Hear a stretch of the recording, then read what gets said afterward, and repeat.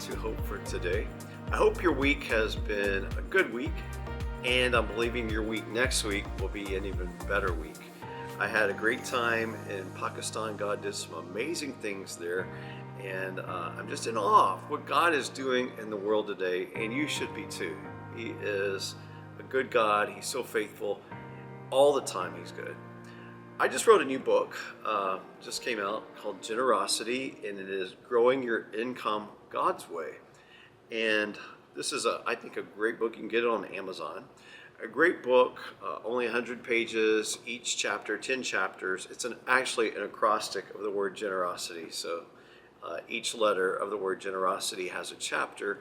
Afterwards has 3 to 5 questions that can help you ponder what you have learned in the chapter, the different facets of giving and being generous. And as so many people are facing financial hardships, the best way to overcome that is to be generous. And our flesh tells us the opposite: hang on to whatever you have, and you're going to be better for it. Not the case, not in God's economy, and that's the economy we live in. So today I just wanted to talk a bit about your finances and about giving and how that affects your life. It's going to be hopeful. It's going to give you some tools, I believe, that will bolster and build your finances and make you more successful in the kingdom of God.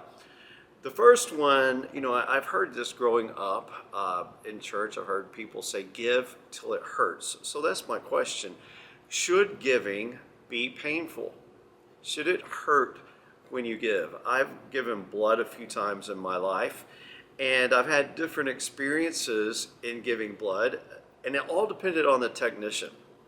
Not so much me, but the technician. So I'm going to give you some of the good experiences. If I have a good experience giving blood, or even going to get a test where they draw blood, the technician is usually talkative, friendly.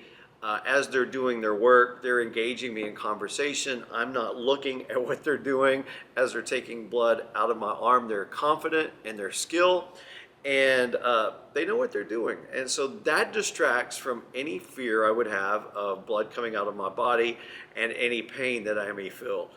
We're trained from babies up that blood is supposed to stay in your body. So when I'm giving blood, it's unnatural for blood to come out of my body. It goes against everything I was taught and trained. Band-Aids were made to keep blood in, and when you're giving blood, it's counterintuitive. It's coming out of your body.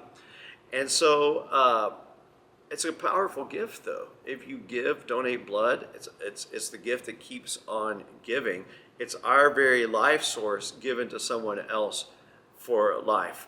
So for me personally, it works best if I don't focus on the needle, if I don't just look at it and see the blood coming out of the tube into the bag. It works best if I don't do that, if I focus on something else. So that distraction that the technician offers me is vital for a good experience. Proverbs 17:22 in the King James Version says, "A merry heart does good like a medicine, but a broken spirit dries up the bone."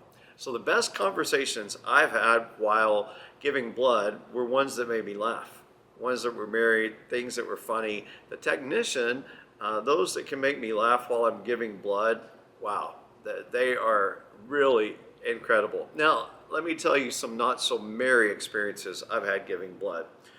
Of course, you need a sterile environment if you are giving blood or donating plasma.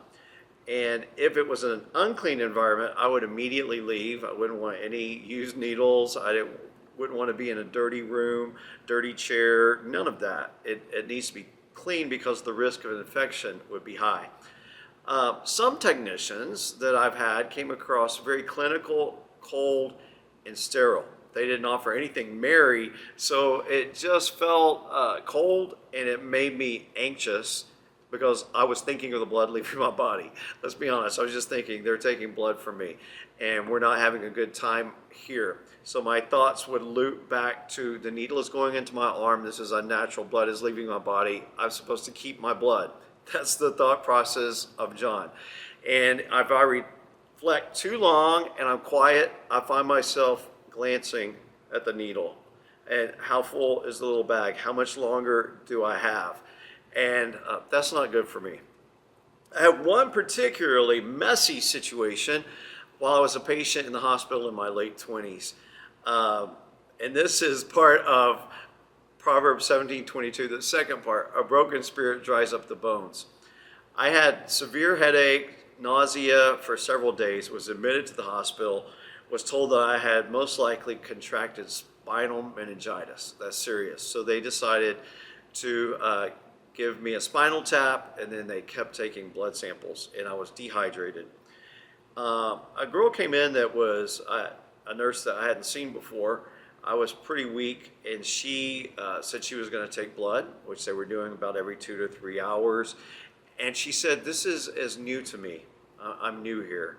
Well, that bothered me a little bit, but I thought, she's got to work on somebody. So she was awkward, and she tried several times to get the needle in my arm, and was unsuccessful. Then she tried my other arm, she tried my hand, she kept trying, unsuccessful. All the while I'm not looking, but I'm thinking, this really hurts. This is bad.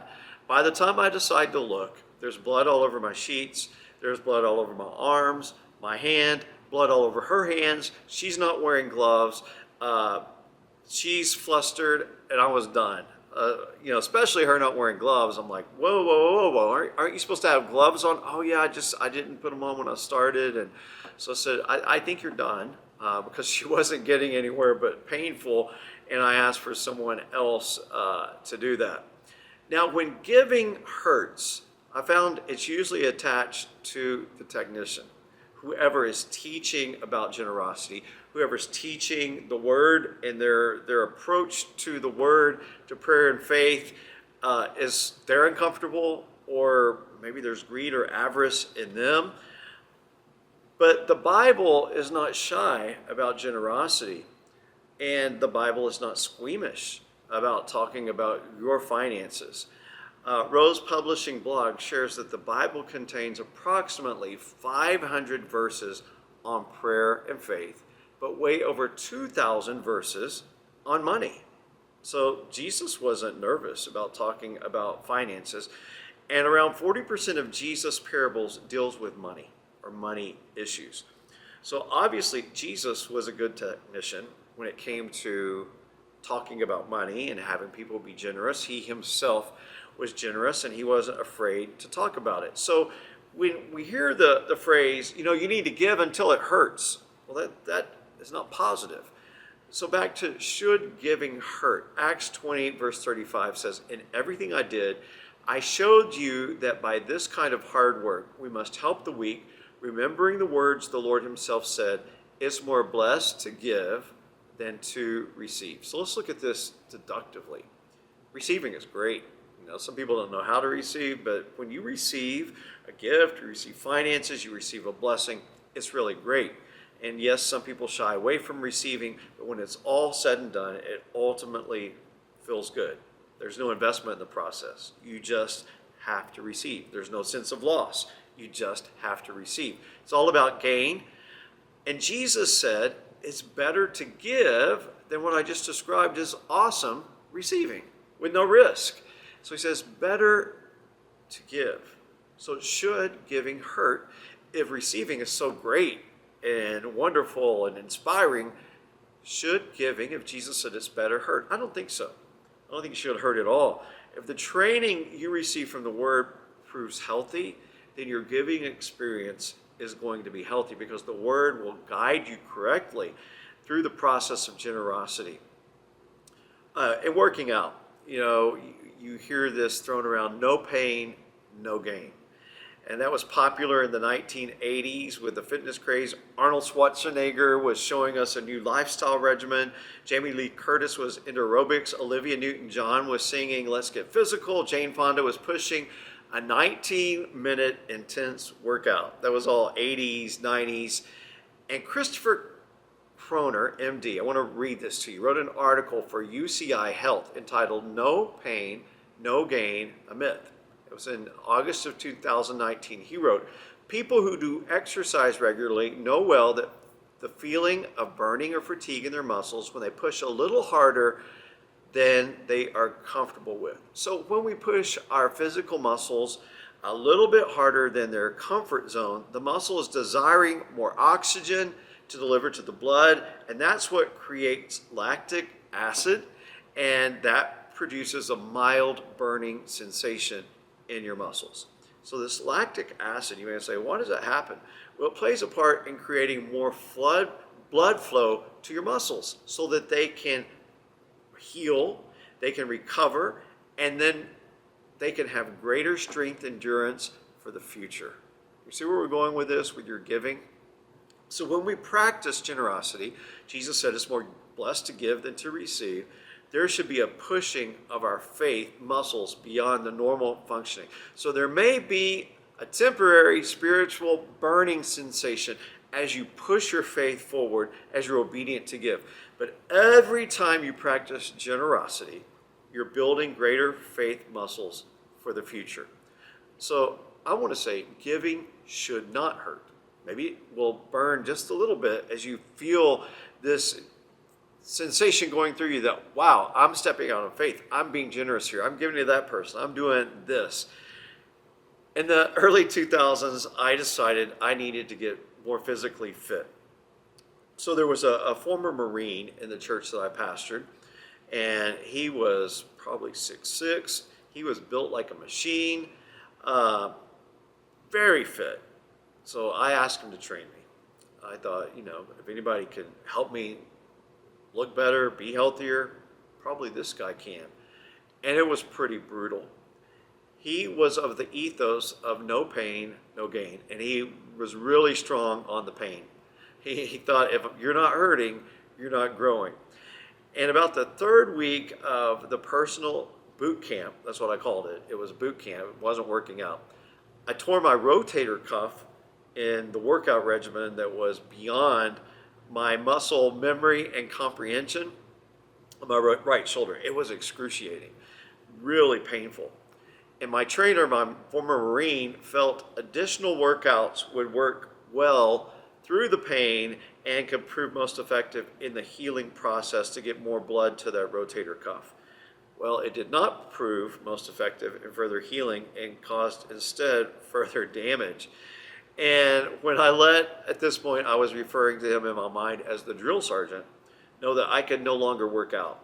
I can't do this. I'm in too much pain. He requested that I meet him at the gym one more time the next morning. He said, I have something to help you. So the next day I came with my guard up. I'm not going to lift weights, but he opened a black box and pulled out a TENS machine, which it's what chiropractors use sometimes to relax muscles. They will hook you up to electrodes in different parts of your body and pulsate, and it kind of works your muscles. And so he did that, and he started on setting 1 and rapidly went all the way to the highest, which was a 10, and it was on my torn rotator cuff all around here. It was, if you could hear it, it was screaming in pain. And so I ended up just ripping those electrodes off. And I determined at that moment that I could not take the pain, and I really needed to recover and probably not be in the Marines at that point in my life. So that was painful giving on my part. And if you have experienced painful generosity, probably the person teaching you, the person taking you through it, has this no pain, no gain situation in their mind that giving has to hurt. It does not. It should ultimately be a joyful experience. So I want to ask you some questions for you to think about.